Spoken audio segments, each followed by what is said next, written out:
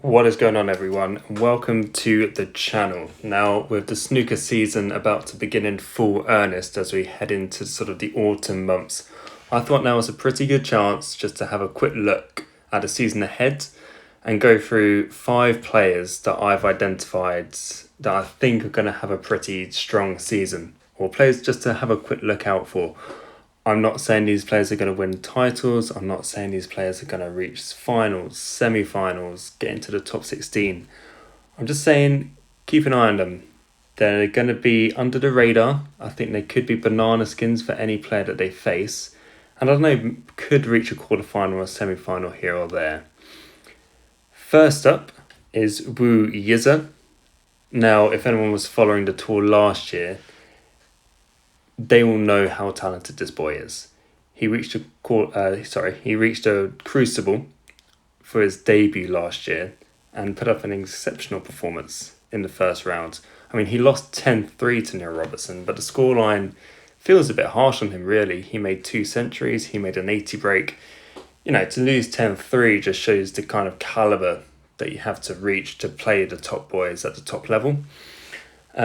But even beyond that, he made 15 centuries in the season. Now, for a player ranked where he is, that's a really good return. You know, he's not going to be getting deep into every single tournament that he plays. So everyone will focus on the fact that he's an incredible potter, which of course he is. But on top of that, he can score as well. And that's going to stand him in good stead going forwards. He reached a quarter-final last year at the European Masters. He beat the likes of Luca Bressel, Ryan Day. The risk with Wu is he is not the first Chinese prodigy in the past decade.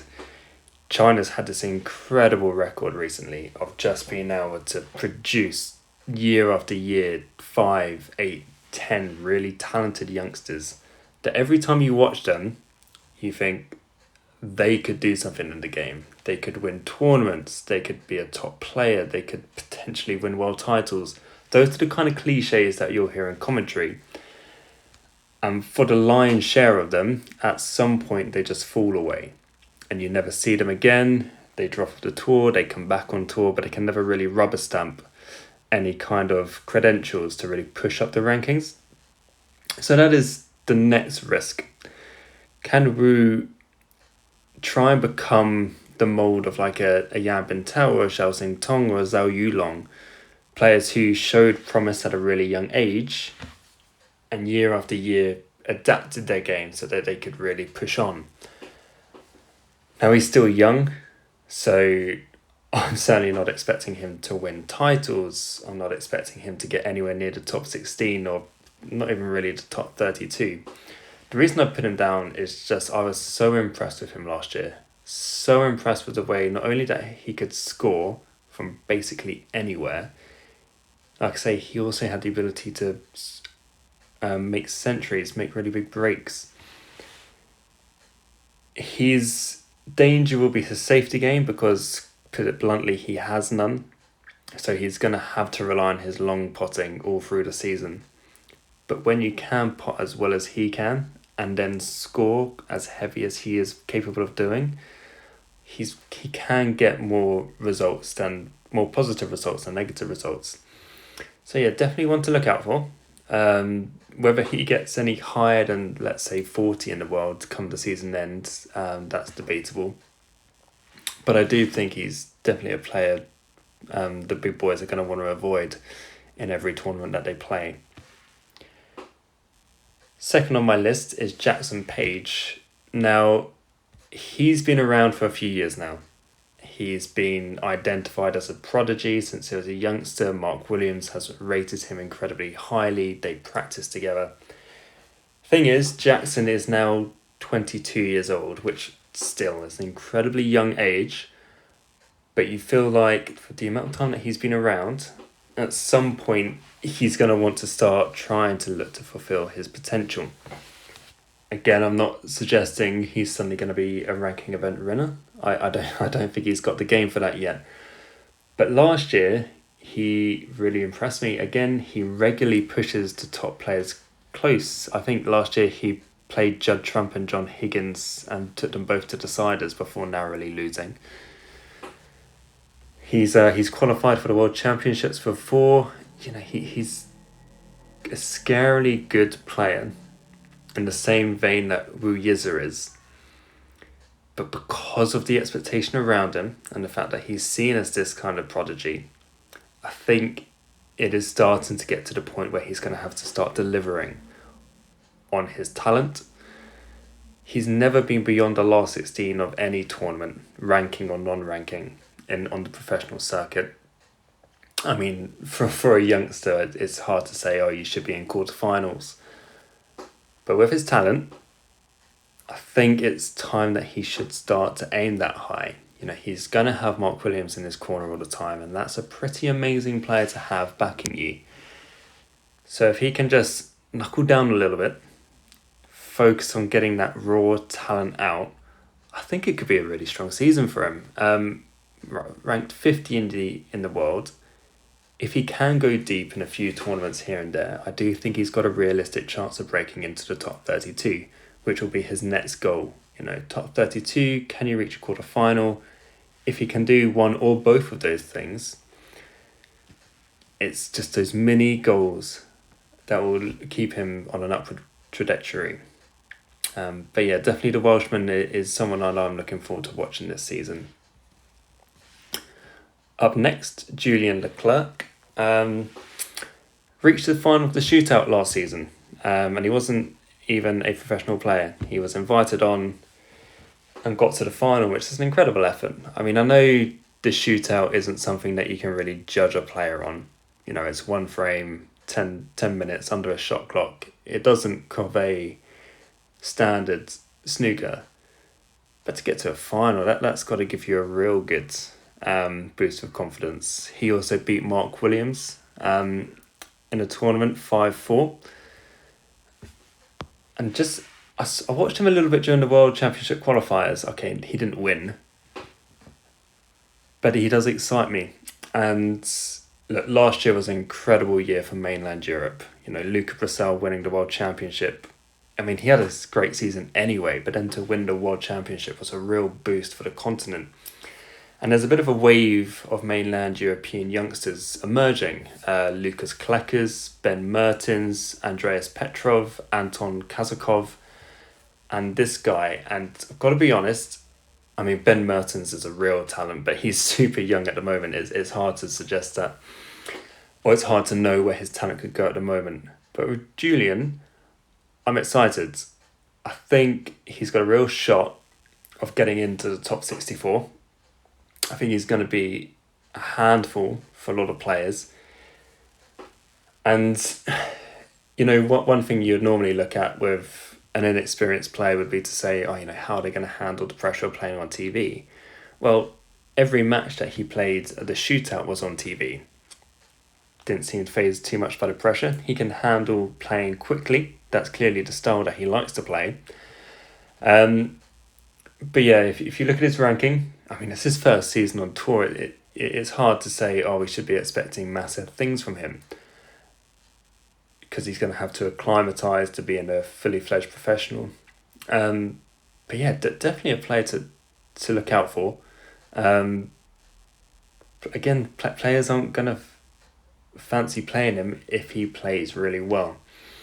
But yeah, for Julian, hopefully he can get good experience. Hopefully he can get a few results here and there. But yeah, definitely a player to keep an eye on, especially if he's on a TV table. He's an exciting player to watch.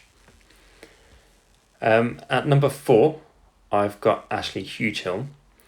Now, he's more in the range of Jackson Page. And what I mean by that, he's been around for a while. He's not a player that those familiar with the game aren't going to know. But similar with Jackson Page, you kind of think to yourself, at some point, he's either going to have to kick on, or he's going to become, I mean, I think it's an unfair term, but people will understand what I mean when I say a journeyman. Someone that he's very solid, And in this respect, he's absolutely nothing like Jackson Page. Jackson Page is very quick, very natural, very heavy scoring, very attacking. Ashley is more methodical, will make it very difficult for anyone that plays him. He also reached the World Championships a couple of years ago, played Neil Robertson. And again, even now, I think he lost something like 10-5, which suggests that he got a bit of a pasting, but he really didn't. He put up a really good account of himself. It's just that level that these boys, the difference between these boys and the likes of Neil Robertson, Noah Sullivan, Judd Trump, etc. But yeah, I think he's steadily improving season on season. He reached his first ever ranking quarterfinal last season at the English Open. He lost to Mark Allen, who eventually won the tournament. I just feel like a good run is coming for him at some point. What you can guarantee is that he will be difficult to beat, whoever plays him. He'll set his stall out. He'll be solid tactically. I don't think his long game is something that's that eye-catching, but he can score reasonably well as well. So if he can just find a few results, if he can start beating the players around him more frequently and push on into just to the last 32 of tournaments more often, just give him a chance to keep knocking at that door. I think he's definitely a player. Right now, do I see him as a top 16 potential? No. But, he's got a lot of time ahead of him. At this point, I really just think if he can concentrate on, like I say, beating those around him, keep climbing the rankings, keep improving his game season on season, he's going to be a real handful. But yeah, again, definitely a player that I'd keep an eye on. And finally, and by no means least, we've got Mink Natcharat as a player that I'm looking forward to watching this season. She won the World's Women's Snooker Championship in 2022. Last year, she was on ITV, winning the Mixed Doubles World Championship with Neil Robertson. And even there, she showed signs of just how good a player she is. Neil Robertson was heavily praising her. She's the only woman to make a 147 in professional play, and she is a very talented potter of a snooker ball. The women so far haven't quite acclimatized to the main tour, maybe as quickly or as easily as they would have hoped. Rhiannon Evans and On Yi have given real good goes so far, and look, they've been exceptional. They just haven't quite got the results to back up how good they've been. There's been some very narrow misses, a lot of losses and deciders for those two. So Mink comes in this season looking to just get a few results on the board. I think that's the main thing. She is really talented. I think she's only 23, 24 years of age. She's got a lot of time in her hands. It's all about, can she get a result quickly, I think. If she can get a win or two early doors in the season, I think that's really going to settle her down, just help her acclimatise to the difference, because there is going to be a huge difference. The women's tour is getting more and more successful year after year, and it's really promising to see that as well. But it is that leap coming onto the main tour and getting acclimatised to players who have been used to playing at the highest level for several years now. But if she can get a few results, sky's the limit and all of that. Difficult to say where I expect her to be come the end of the season. Currently ranked 100. I think she'll be a few places higher than that. Could she be knocking on the door to top 64? Might be slightly too early for that. But yeah, I definitely think she's got results in her, and I definitely think she can push the top boys really close if she plays them. But a big reason for a lot of the players that I put on this list isn't just because of how well I think they can play or what they can achieve this season. It's more that I just enjoy watching them play every time I watch them. And Mink is certainly one of them. She is really talented. So yeah, I'm definitely backing her to have a strong season. I really hope that she does. Just get a few wins. Hopefully maybe 1 or 2 notable scalps as well. But yeah, definitely a player to keep a lookout for if you're able to. So there we go. In essence, those are 5 players that I'm personally looking forward to keeping an eye on, hopefully getting the chance to watch if they're on a TV table. And yeah, players I just definitely think you should look out for. Exciting players, got tons of potential. We all love O'Sullivan, we all love Judd Trump, we all love John Higgins, etc., etc. But sometimes it's really good just to keep an eye on the players lower down the rankings, see who's coming up, who's showing promise, and who can topple the big boys if they get given the chance. I'm really hoping to have quite a big season on this channel. Going to attempt to review every single tournament as they happen, do some previews for the big tournaments, so definitely keep around, subscribe if you're into that kind of thing and you want to see lots of snooker content coming up. And yeah, get in the comments as well. Let me know players that you're looking forward to watching. Could be ones that I've mentioned, could be completely different. And if you want to put Judd Trump as one of those as well, you go ahead. But yeah, definitely watch this space and I'll be around next time. Cheers.